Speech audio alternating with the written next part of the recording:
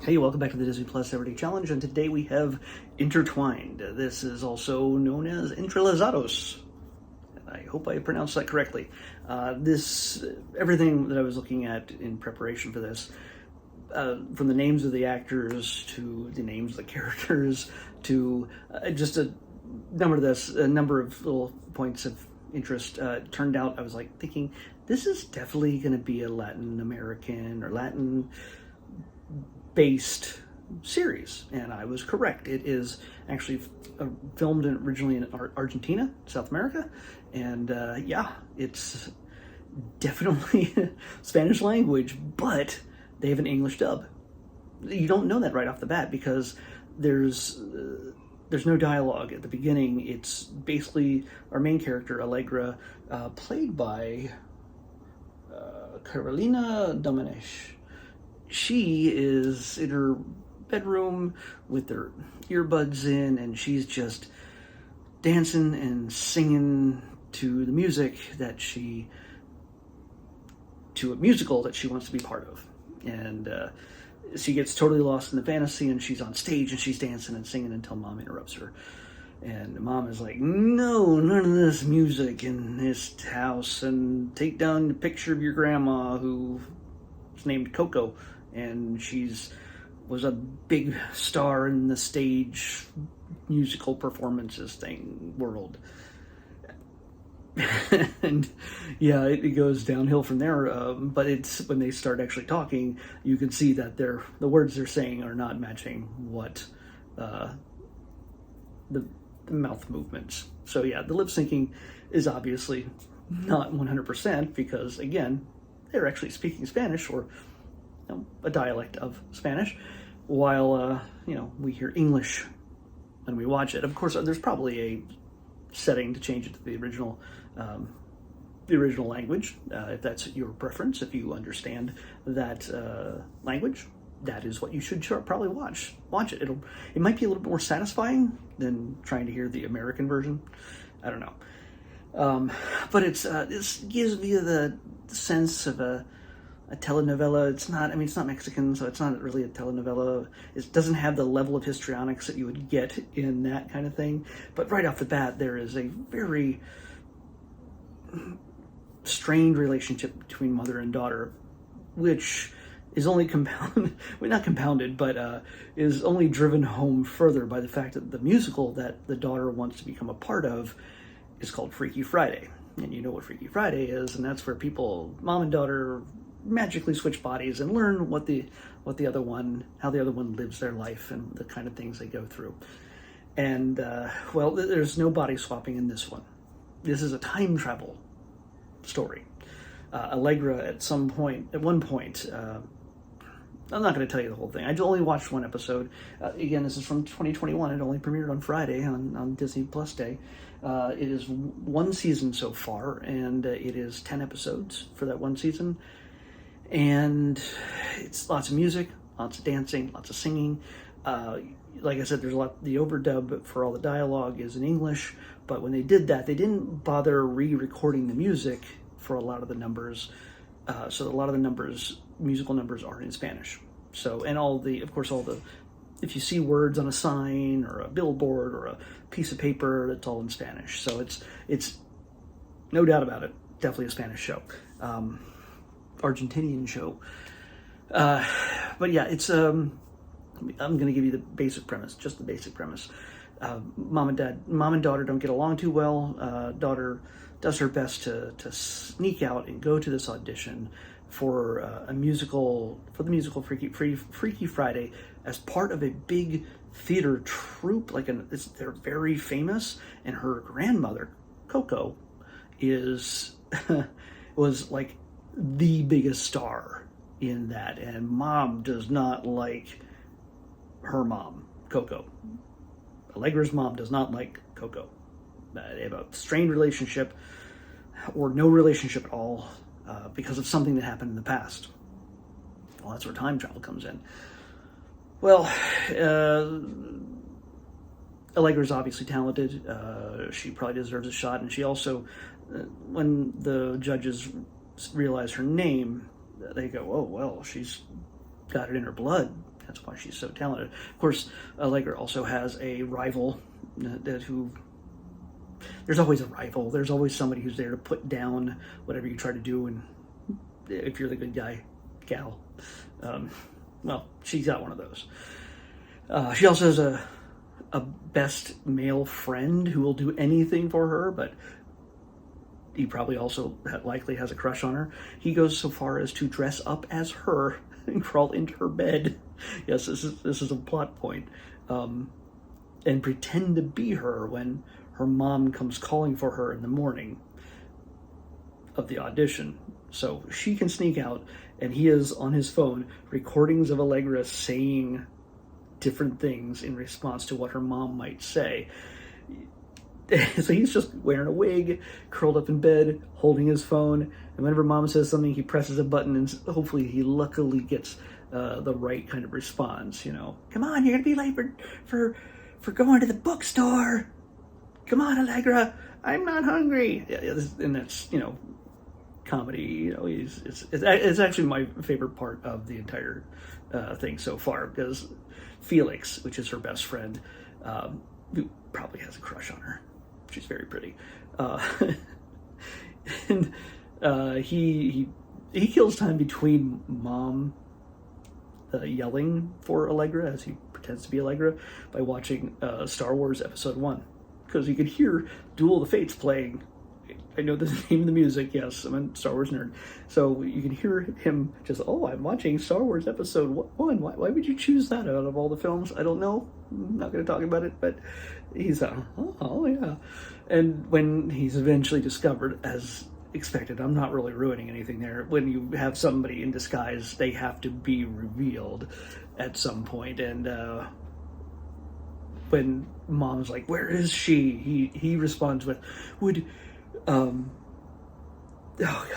makes a Star Wars reference, and then he makes a Marvel Cinematic Universe reference. Would Iron Man turn against Captain America? Well, wait, he did do that, but that was a different movie. Okay, that was my favorite part, because he's a super nerd who likes movies. He actually makes movies and things like that, and yeah, he'll do anything for Allegra.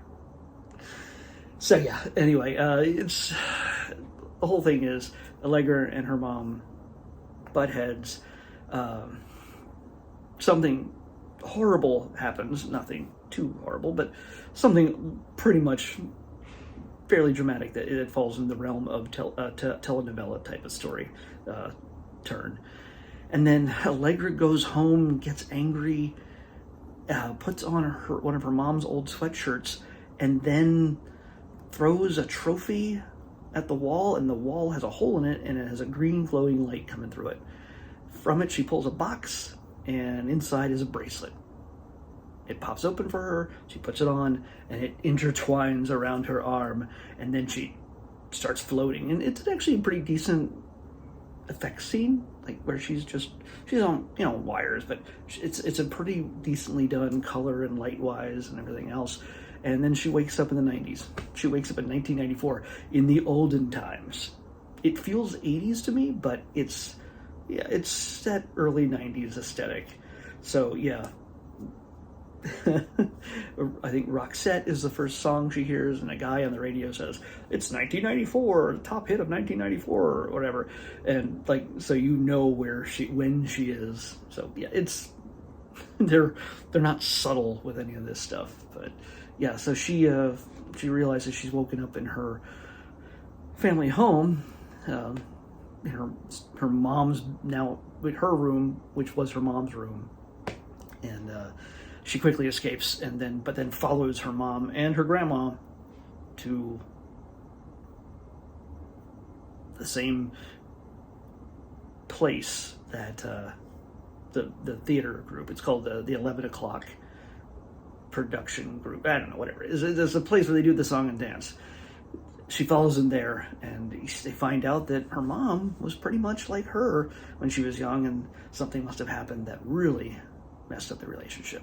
And I told you pretty much everything, all the big high points of the first episode, but if you're interested in this kind of thing, you should definitely watch it.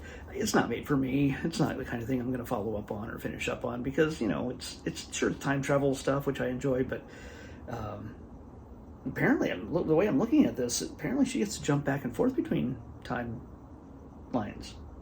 I'm looking at the IMDb slideshow here, and it's there's scenes in here like, well, that didn't happen yet, so she isn't stuck in 1994. She tends to go back and forth. So it's going to be a Freaky Friday similar situation where she's going to learn probably a lot of what her mom went through as a teen, and all the craziness that ensues from there. So yeah, if you enjoy an overdubbed Spanish, Argentina created TV series, and this is for you. Hey, it's unlike other like telenovelas. There's not like 1,000 episodes or whatever. Or Korean soap operas. I think those have like 1 billion episodes. I don't know, but yeah, it's not for me. But if you're a teenage girl, if you got a drama kid in your house, they might get a kick out of this. And if you're a mom who grew up with a teenager in the 90s and now you have a daughter, you might want to show her this to see that you weren't all that different from her, and that she doesn't have to be mean and angry and sullen all the time when you walk into the room. I don't know. It's just it's an idea. But yeah, it's not going to be something that's made for me. It's not going to be something I'm going to be watching. But it's probably better produced than some of the other stuff that I've seen. There's a few other things, Soy Luna and a couple other things that look fairly dated already. Yeah, this one is better produced, I think. So, if that's what matters to you, and you don't just want a teenage adventure. Oh, by the way, at one point, since I have to say this, at one point, Allegra is, moving through the 90s and seeing, oh, look, there's a video store, and oh, there's this and there's other things, and she's following her mom around, and she bumps into other people that are now adults in her life. At one point, she bumps into a teenage boy who is just super hunky hot. And you're just like, oh crap, is that like one of her mom's adult friends, like a dad that she knows? Like, is this gonna get creepy? Is she gonna go back to the present, into 2021, and go, hey, I remember you when you were a hot teenager and we fell in love? Is that going to happen?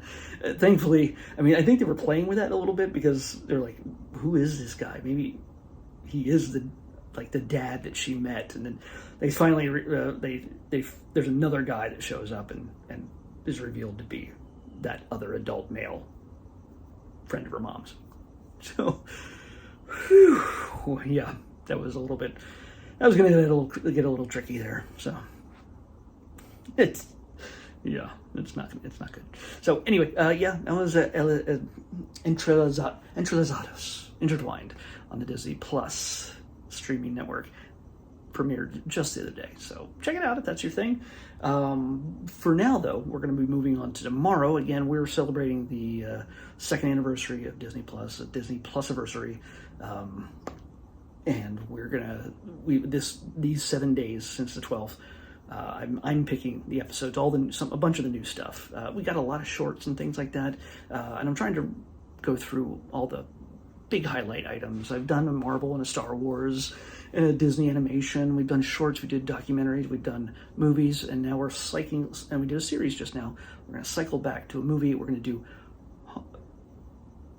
Home Sweet Home Alone. I don't know why I couldn't say that. Home Sweet Home Alone, with a lot of familiar faces in it and a lot of new ones. So it's not really a sequel, is it? I don't know. We'll find out. But it's definitely a modern generation version of the classic story where a child beats up bad guys with gadgets and weapons and stuff. And apparently a Nerf gun? I don't know. That's what I see in all the promotional images. So Home Sweet Home Alone on the next Disney Plus Everyday Challenge. See you here tomorrow.